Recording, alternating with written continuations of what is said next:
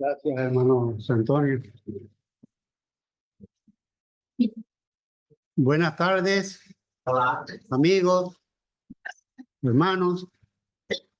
Bienvenidos a este lugar donde a esta hora se abre la puerta del cielo para recibir a todo aquel que busque de Dios, que quiera oír de Dios, y ojalá lo sienta y el Señor le tome y él escuche y se agarre firmemente al Señor que lo puede salvar de estos tiempos difíciles, de estos tiempos malos. Quisiera, antes de desarrollar el tema, hablar simplemente una exhortación que tenemos en Segunda de Pedro. La tenía aquí marcada, Segunda de Pedro, simplemente como para abrir un poquito el compás del pensamiento que queremos dar. Todos los que estamos aquí creemos en Dios. No, sin lugar a dudas, yo no dudo de que todos los que están aquí creen en Dios. Pero una cosa es creer en Dios y otra cosa es aceptarle, conocerle, vivir, tener una relación íntima con Dios. Eso es muy diferente, porque a todo en la calle, al que le pregunte, todos creen en Dios. Sí, que creo en Dios, yo creo en Dios. Pero no sé en qué Dios puedan creer. Y esta tarde vamos a ver si podemos acercarnos un poquito, porque es muy grande, muy profundo el tema sobre Dios, sobre todo en el aspecto trinitario.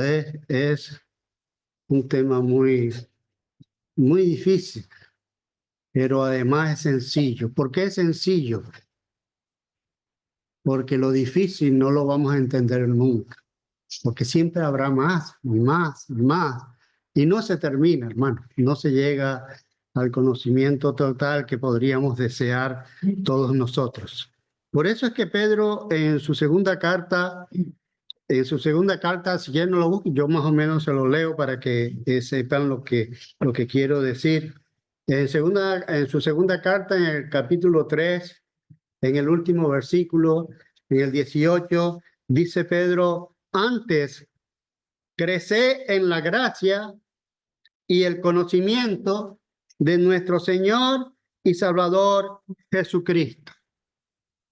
Mira a qué nos exhorta Pedro: crecer en la gracia y en el conocimiento de nuestro Señor y Salvador Jesucristo. Cuando nosotros le creemos, le aceptamos, ya sabemos a lo que vino, entonces es necesario crecer en ese conocimiento. Y no se puede conocer a una persona si tú no estás al lado de ella, si tú no caminas con ella, si no tienes intimidad con ella. Así tal cual un matrimonio, igual. Esa intimidad es necesaria con nuestro Señor. Y eso, por supuesto, ¿cómo se logra? Pues leyendo la palabra, orando, meditando, estando todos los días buscando, aprendiendo de Él, porque hay muchas cosas que aprender. Y eso fue un gran consejo de nuestro hermano Pedro, el apóstol, porque mire cómo empieza el verso que dice antes, bien. ¿Qué significa antes? Bien, el antes. El antes era que desde el verso 14 hay algo que no está funcionando en las iglesias. No solo en las iglesias de allá, de aquella época, también en las iglesias de todos los tiempos, hermano. Inclusive yo creo que hoy es peor que en aquellos tiempos. Peor. Dice, por lo cual los amados, estando en espera de estas cosas que él había hablado, espera cosas como la venida del Señor, el día del Señor de los juicios. Pedro había más o menos dado un panorama de lo cual beneficia y es de bendición para la iglesia, ¿sabe? Eso eran esas cosas. Pero estando en espera de esto, ¿qué pasaba? Mire, procura con diligencia ser hallado por él sin mancha y irreprensibles en paz. Esto significa buscar, tratar de estar en santidad, en ese comportamiento que es exigido y debe ser por nosotros mismos, de alguna manera impuestos nosotros mismos, en que ese estado de sin mancha irreprensible en paz se mantenga en nuestras vidas. ¿Que podemos pecar? Sí, pero no practicamos el pecado. ¿Que nos podemos equivocar? Sí, pero somos hombres y mujeres de Dios que buscan al Señor en oración y buscan sus consejos y buscan su guía. Y el Espíritu Santo, ese es el que hace la obra en nosotros y nos dirige. Y les dice a ellos, ten entendido que la paciencia de nuestro Señor es para salvación. Él aguanta y aguanta y aguanta, pero es para salvación. Como también nuestro amado hermano Pablo, según la sabiduría que le ha sido dada, os ha escrito. Pablo ha escrito cartas que ya Pedro conocía. Y Pablo hacía unos escritos tremendos. La edificación, la riqueza, la doctrina que viene a través de Pablo, por supuesto, inspirado por el Señor, inspirado por el Espíritu Santo.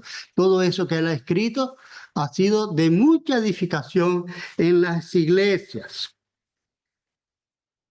Según la sabiduría que le ha sido dada, o sea, sabiduría de lo alto venía a Pablo.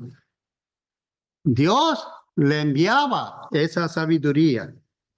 Casi en todas sus epístolas, hablando en ellas de estas cosas, entre las cuales, porque Pablo tocó todas esas cosas de que había hablado Pedro, entre las cuales los indoctos e inconstantes tuercen, como también las otras escrituras, para su propia perdición.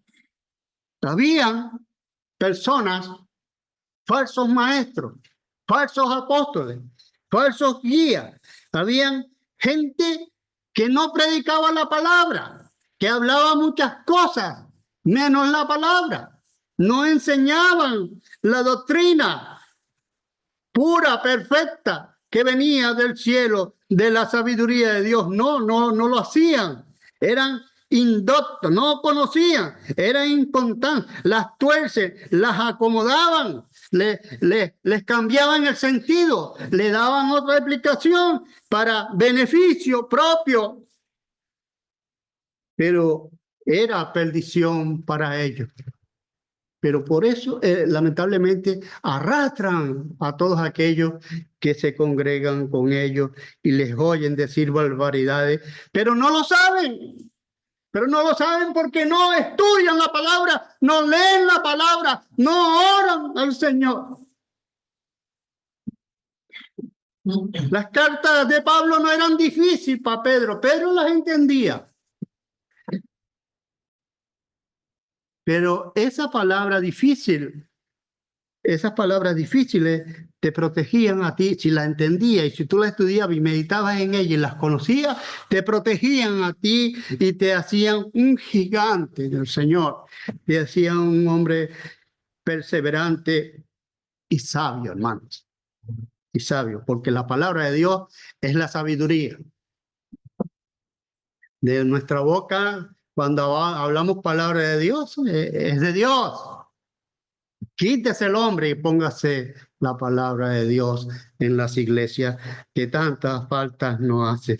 Por eso es que Pedro dice así que vosotros en el 17, así que vosotros, oh amados, sabiéndolo de antemano, guardaos de todos estos farsantes, no sea que arrastrados por el error de los inicuos, caigáis de vuestra firmeza.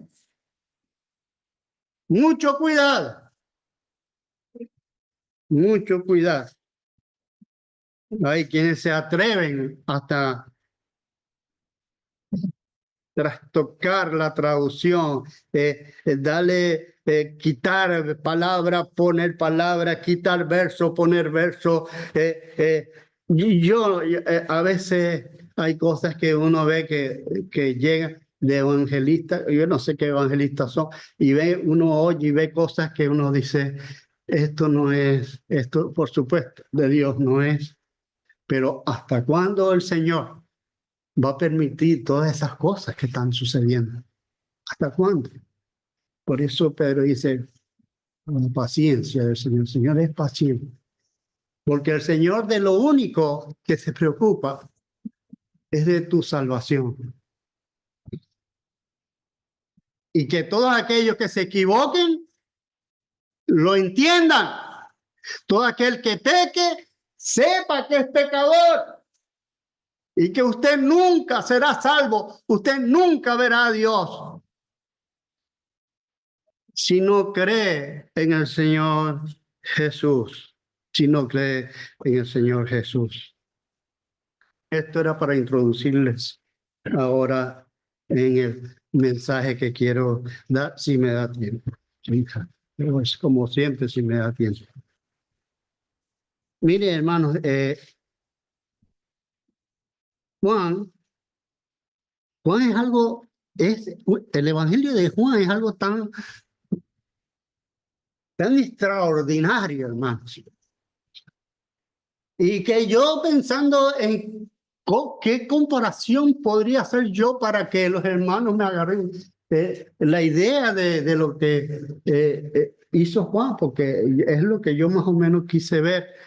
Y claro, pensé en una obra, ir a un museo. Ustedes han ido a los museos, ¿no? Y han visto grandes obras artistas, grandes pinturas, grandes cuadros o esculturas y todas esas cosas. A mí me encantaba a veces ir a los museos y veía. A veces habían cuadros, pinturas tremendas que yo no sabía si estaban al revés, si estaban del lado, porque era muy difícil de poder captar, interpretar lo que el artista quería transmitir, porque eso vino de un corazón y de una mente, de un sentir de ese artista que hizo esa obra, y un mensaje tenía que haber ahí. Y hay quienes leen esos mensajes. Hay los capaces, los maestros de todo esto, que lo logran captar. ¿Ves? Eso en cuanto a un museo, una obra artística. O en el caso de los músicos. Hay músicos a hacer algo como los grandes maestros del siglo de los 1700, 1800, los Beethoven, los Mozart, los Chopin, esos grandes maestros, y muchos de ellos terminaban casi en la locura. Porque todo el tiempo era pensando en cómo yo todo lo que tengo y siento lo bajo y lo transmito a las personas. ¿Cómo lo hago? Y lo logran hacer. Entonces hay obras que son incomparables, que no se pueden ni siquiera igualar. Por eso es que a veces los conciertos repiten, las sinfonías, pero es que no hay nadie que los supere.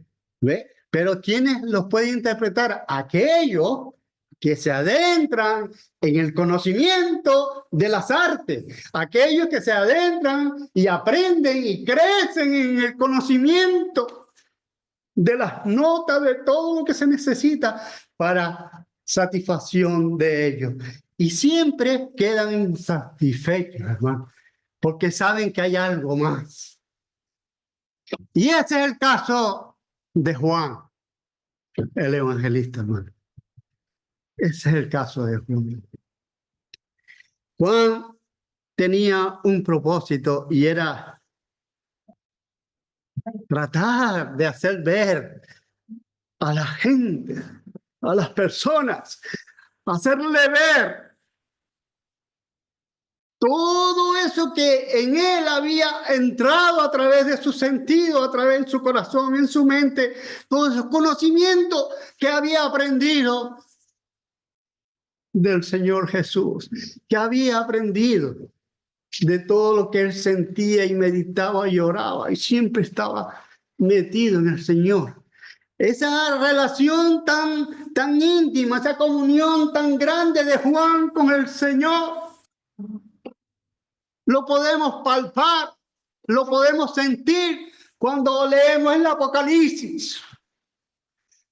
Como un hombre de carne y hueso como nosotros, igual que nosotros, pudo ser aquel que nos transmitiera las revelaciones de nuestro Señor Jesucristo en cuanto a los juicios finales, en cuanto a esos tiempos finales apocalípticos y en cuanto a la situación de una iglesia que se mantenga fiel y firme en el Señor, que son las bendiciones grandes de cielos nuevos y tierras nuevas. Pero hay que saber que el mundo va a ser juzgado y va a ser condenado, porque no han creído en el Señor Jesucristo. Y eso es lo que nuestro hermano Juan, que me permita llamarle hermano, el apóstol, nos quiere transmitir. Tenemos a Juan abierto, ¿verdad? En el capítulo 1. Y ahí mire lo que vemos, hermanos. Mire lo que vemos. Juan nos habla del origen del Señor Jesús. Nos quiere hablar de ello. ¿Ve? Y él empieza a reunir toda una serie de conocimientos que están llegando a él y lo tiene que expresar, porque si no lo expresa, no lo escribe, va a reventar.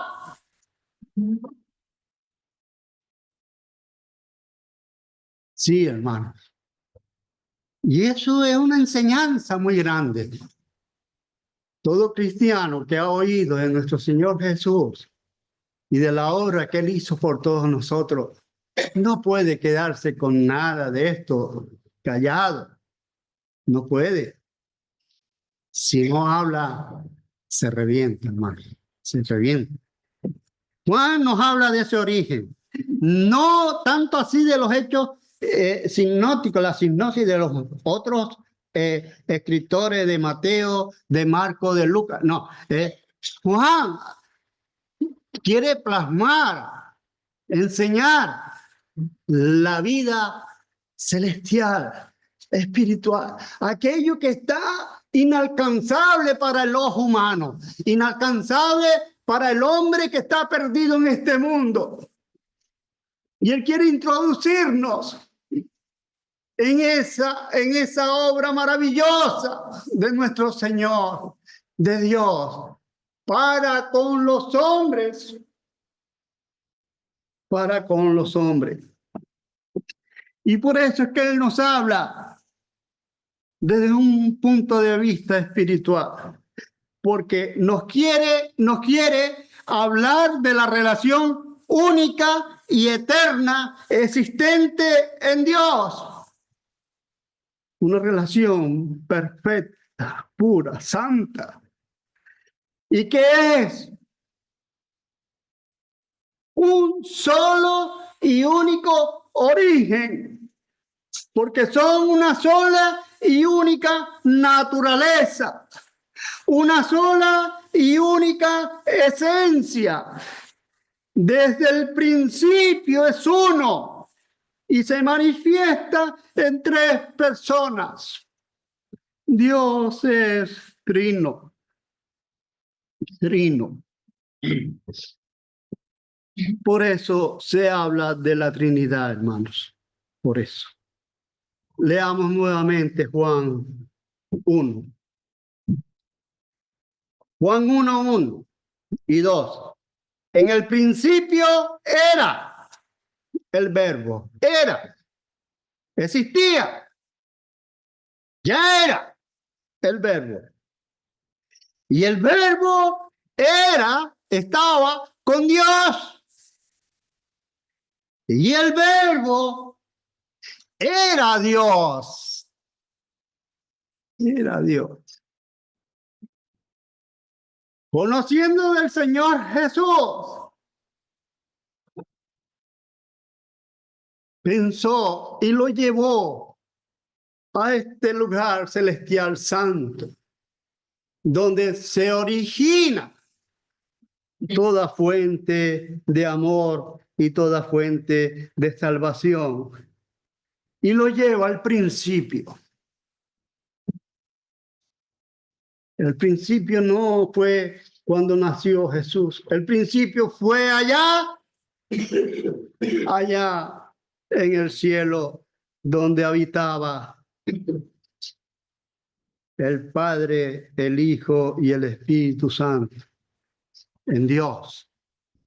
Dios es Padre, Hijo y Espíritu. El Padre existe porque el Hijo existe. El Hijo existe porque el Padre existe. El Espíritu Santo existe porque Dios existe. Es una sola esencia, una sola naturaleza. Allí llevó el pensamiento a nuestro Señor.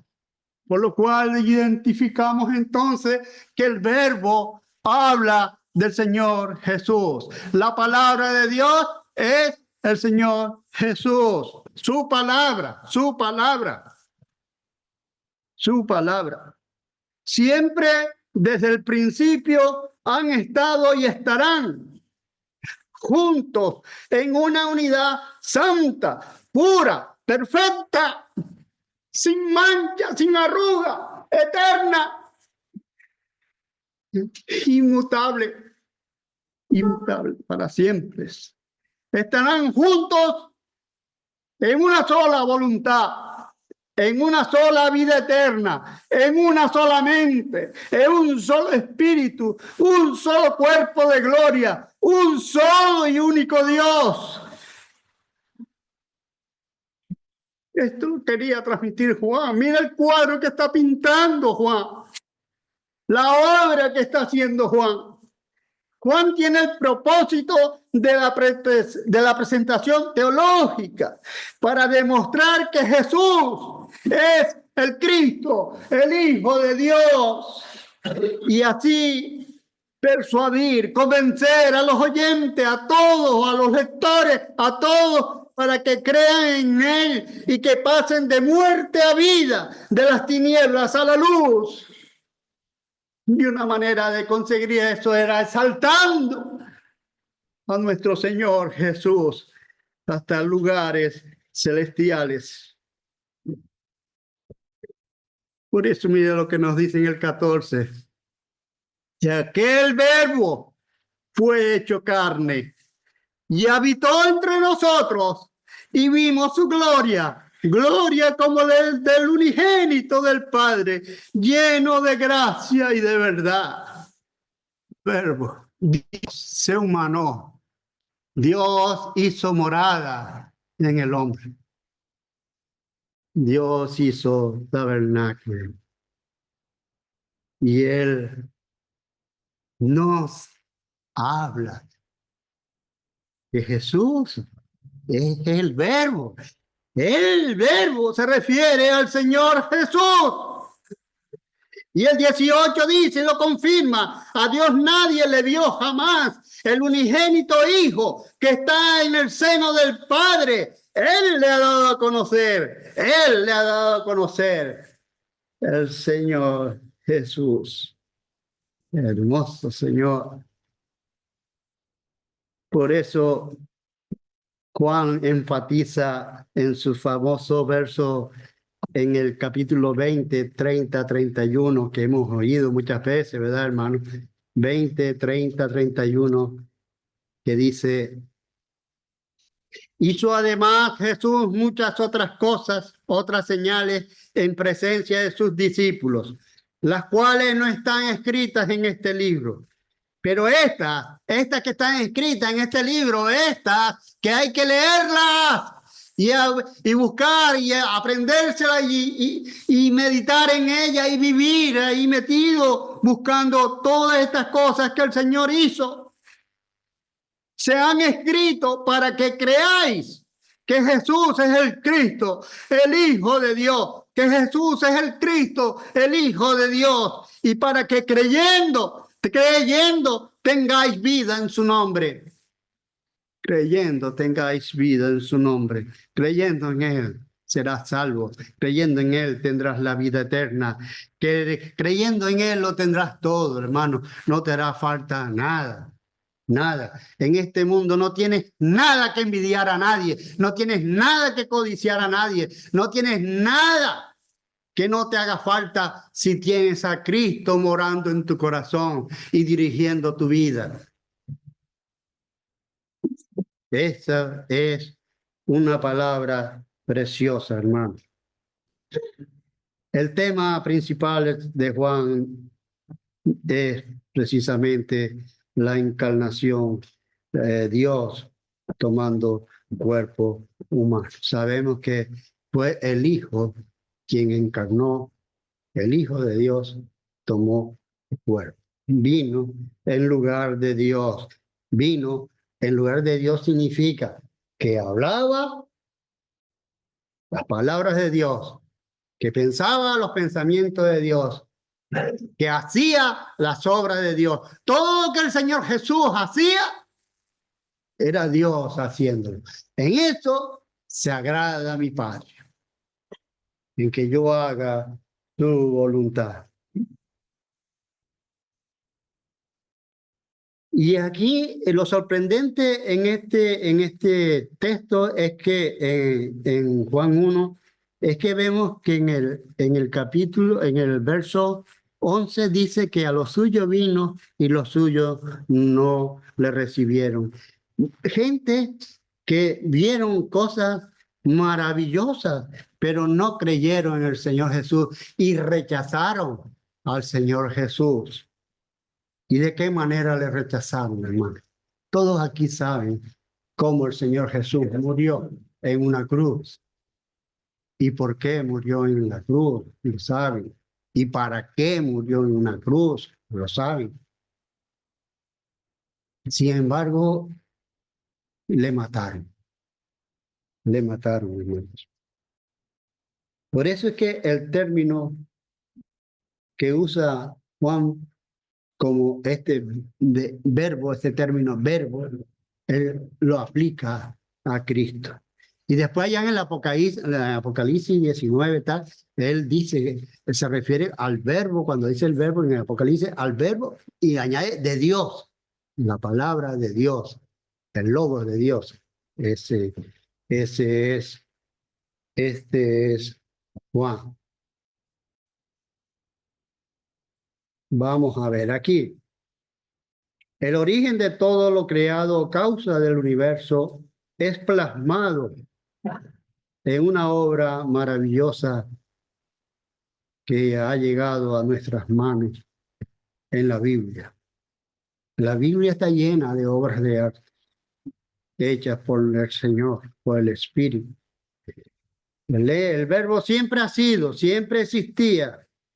No fue creado, él no fue creado. Siempre ha existido, es increado. Él estaba con Dios, era Dios.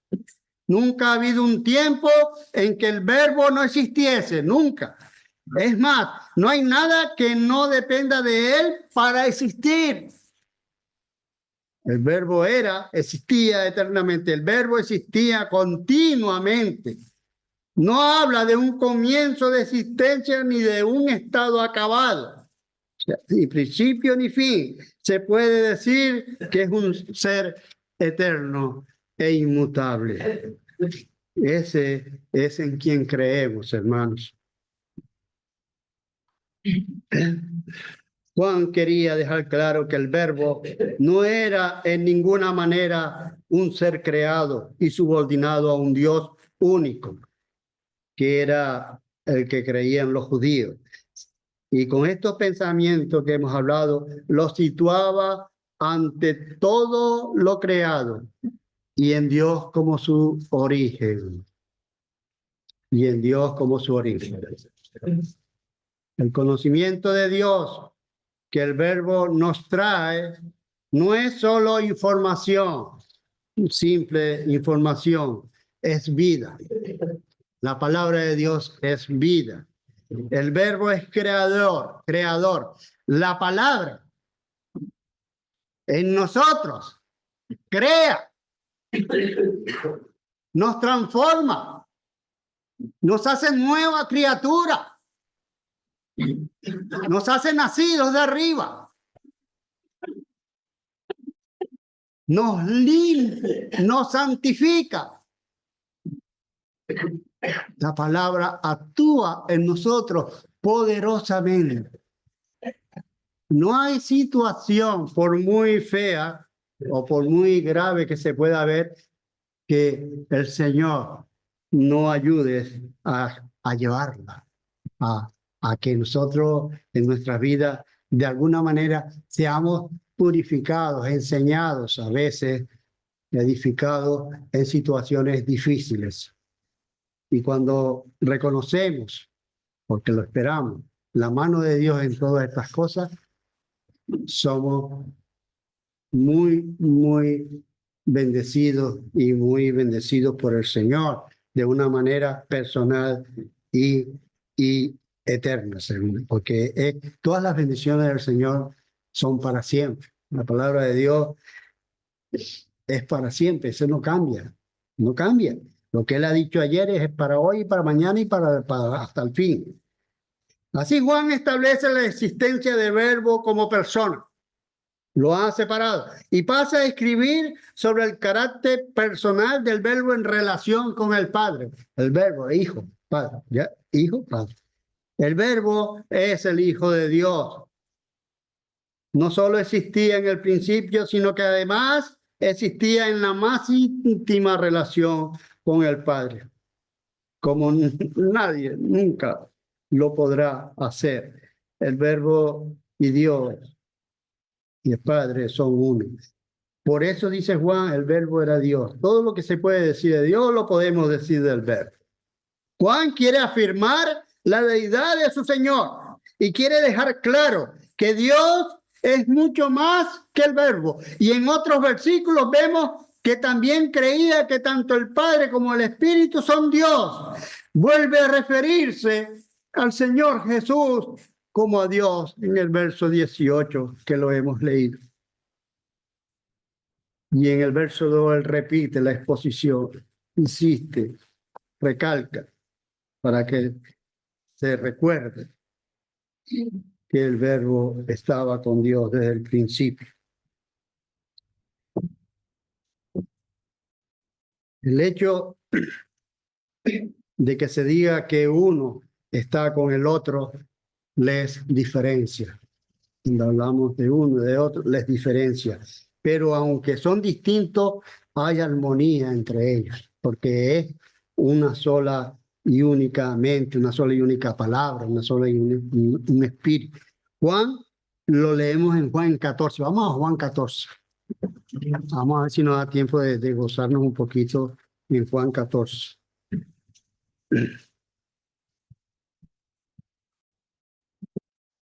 Juan 14. ¿En quién hemos creído? ¿A quién intenta presentar en esa obra maravillosa Juan? Para que nosotros le veamos y le conozcamos. Al que va a hablar ahora. Vamos a ver qué nos dice el Señor Jesús. Juan 14. Aquel que es desde el principio. Dios, mira lo que nos dice. No se turbe vuestro corazón. ¿Creéis en Dios? Creed también en mí. En la casa de mi Padre muchas moradas hay. Si así no fuera, yo os lo hubiera dicho. Voy pues a preparar lugar para vosotros. Y si me fuere y os preparare lugar, vendré otra vez y os tomaré a mí mismo, para que donde yo estoy, vosotros también estéis. Y sabéis a dónde voy, y sabéis el camino. Le dijo Tomás: Señor, no sabemos a dónde vas. ¿Cómo pues podemos saber el camino? Jesús le dijo: yo soy el camino y la verdad y la vida. Yo soy, es el nombre. Yo soy. Hablaba Dios, el verbo. Lo yo soy del Señor Jesús, que están aquí en el libro de Juan. Yo soy el camino y la verdad y la vida. No hay un camino que yo pueda elegir para ir a Dios. No hay una verdad que yo pueda seguir y atender y oír para ir a Dios. No, y no hay una vida que me lleve a Dios. No, no. Es Él el camino, es la verdad y es la vida, y Él es el que nos la ofrece y nos otorga esa condición, ese camino, esa verdad y esa vida que es Él. Oye, ¿sabes ir a donde Dios? ¿Sabes el camino? Dígale, sí. ¿Quién? ¿Por dónde? Jesús. Ese es el camino. ¿Usted sabe la verdad? ¿La conoce? ¿Usted sabe la verdad? ¿La conoce? Dígamela. No la conozco. Vea a Jesús. La verdad. Eso es lo que Juan quiere enseñar. Si me conocieseis, dice el 7, también a mi Padre conocería. Si me conocen a mí, conocerían a mi Padre. Y desde ahora le habéis conocido y le habéis visto. Verme a mí es ver al Padre. Verme a mí es ver a Dios, está diciendo el Señor. Si esto no le estremece, si esto no le sacude, si esto no le hace cambiar su vida, está en un grave problema. Seguro. Porque quien atiene a Dios en su vida es imposible que tropiece, hermano. Felipe le dice: Señor, muéstranos al Padre. Mira lo que le dice: muéstranos al Padre y nos basta. Tanto tiempo hace que estoy con vosotros y no me has conocido, Felipe. El que me ha visto a mí, ha visto al Padre. ¿Cómo dices tú, muéstranos al Padre? ¿No crees que yo soy en el Padre y el Padre en mí? Las palabras que yo hablo, no las hablo por mi propia cuenta, sino que el Padre que mora en mí, Él hace las obras. Créeme que yo soy en el Padre. Yo soy en el Padre y el Padre en mí. De otra manera, créeme por las mismas obras. De cierto os digo, mira la enseñanza. Ahí va la enseñanza. Ahí va la enseñanza. El que en mí cree, las obras que yo hago, Él las hará también, y aún mayores hará, porque yo voy al Padre, y todo lo que pidiereis al Padre en mi nombre lo haré, para que el Padre sea glorificado en el Hijo. Si alguno pidiere en mi nombre, yo lo haré. Yo lo haré. Y mira lo que sigue diciendo el Señor. Si me amáis, guardad mis mandamientos, y yo rogaré al Padre y os dará otro consolador para que esté con vosotros para siempre. El Espíritu de verdad, el cual el mundo no puede recibir porque no le ve ni le conoce, pero vosotros le conocéis porque mora con vosotros y estará en vosotros. Gloria a Dios. Aquí da ganas de brinco y gritar: gloria a Dios. No os dejaré huérfano, vendré a vosotros. Todavía un poco y el mundo no me verá más, pero vosotros me veréis porque yo vivo, vosotros también viviréis. En aquel día vosotros conoceréis que yo estoy en el Padre. En aquel día lo van a conocer, y vosotros en mí y yo en vosotros. El que tiene mis mandamientos y los guarda, ese es el que me ama. Y el que me ama será amado por mi Padre, y yo le amaré y me manifestaré a él. Yo le amaré. Le dijo Judas: